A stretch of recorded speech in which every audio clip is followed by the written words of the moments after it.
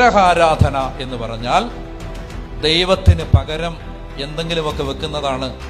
ഒരുപാട് ആത്മീയ മനുഷ്യരുടെ വിഗ്രഹം മണ്ണ് കൊണ്ടും ഇരുമ്പ് കൊണ്ടും ഉണ്ടാക്കിയ വിഗ്രഹമല്ല, ചോരയും നീരുമുള്ള വിഗ്രഹമാണ്. അത് അവരവർ തന്നെയാണ്.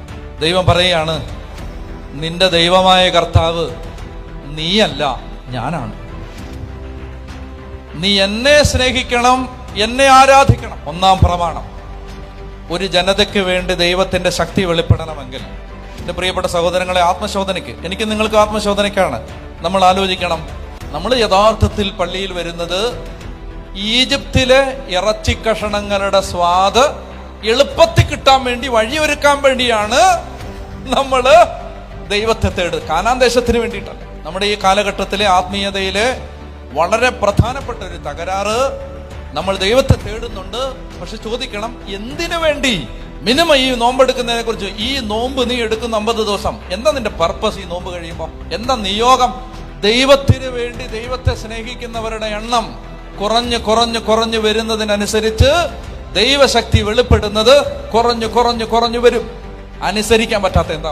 നമുക്ക് നമ്മളെ തന്നെ സ്നേഹിക്കുന്നത്. സുപ്പീരിയർ ഒരു കാര്യം പറയുമ്പോൾ വഴങ്ങിക്കൊടുക്കാൻ പറ്റാത്ത എന്താ? നമ്മുടെ ദൈവം നമ്മൾ തന്നെയാണ്. നമ്മൾ ദൈവത്തിന് വേണ്ടി ഇറങ്ങി എന്നൊക്കെയാണ് അവകാശവാദങ്ങൾ പറയും. അപ്പോഴും നമ്മുടെ ദൈവം നമ്മൾ തന്നെയാണ്. നമ്മളിലെ നമ്മളെന്ന ദൈവത്തെ നമ്മൾ കൊന്നിട്ടില്ല. തോൽക്കാൻ വയ്യ, താഴാൻ വയ്യ, എളിമപ്പെടാൻ വയ്യ. വിഗ്രഹങ്ങൾ ഇങ്ങനെ നെബൂഖദ്നേസർ തങ്കപ്രതിമ പോലെ ഇങ്ങനെ ഉയർന്നു നിൽക്കുമ്പോ ദൈവം തന്റെ ജനതയ്ക്ക് വേണ്ടി ഒന്നും ചെയ്യുന്നില്ല. ഒത്തിരി വിഗ്രഹമുണ്ട്. അവനവൻ തന്നെ വിഗ്രഹമാണ്, പണം വിഗ്രഹമാണ്, അധികാരം, സ്ഥാനമാനങ്ങളൊക്കെ വിഗ്രഹമാണ്, നേട്ടങ്ങൾ, ലോകം തരുന്ന സന്തോഷം വിഗ്രഹമാണ്. വിഗ്രഹങ്ങൾ ഏറുമ്പോ ദൈവത്തിന്റെ പ്രവർത്തനം കുറയും. എന്നോടൊരു ചെറുപ്പക്കാരൻ പറയായിരുന്നു, അച്ഛാ, ഈ നാട്ടിൽ പ്രാർത്ഥനയ്ക്ക് ഒരു കുറവില്ല. ഏത് ആരാധന ചാപ്പലിലും പോയി നോക്ക്, അവിടെ 10-20 പേരുണ്ടാവും. ഏത് ധ്യാനകേന്ദ്രത്തിലും പോയി നോക്ക്, അവിടെ 10,000-2,000 പേരുണ്ടാവും. ഏത് പള്ളിയിലും നോക്ക്, അവിടെ ഇഷ്ടംപോലെ ആളുണ്ട്. ഇവിടെ ഈ നാട്ടിൽ പ്രാർത്ഥനയ്ക്ക് ഒരു കുറവില്ല. പക്ഷെ ഈ നാട്ടിൽ കുറവുള്ള എന്തിനാണെന്നറിയാമോ? കുറവുള്ളത് വിശുദ്ധിക്ക്. വിശുദ്ധ ജനതയല്ല. വിശുദ്ധ ജനത ആവാൻ പറ്റാത്ത എന്തുകൊണ്ടാണ്? എന്തെന്നറിയാമോ?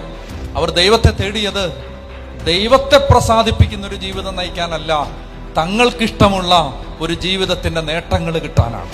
ദൈവത്തെ പ്രസാദിപ്പിക്കുന്ന ഒരു ജീവിതക്രമം നമുക്കുണ്ടാവാനല്ല അവർ ദൈവത്തെ ആരാധിച്ചത്. ഞങ്ങൾക്കിഷ്ടപ്പെട്ട നേട്ടങ്ങൾ ഞങ്ങളുടെ ജീവിതത്തിലുണ്ടാവാൻ ദൈവം ഒരു വഴി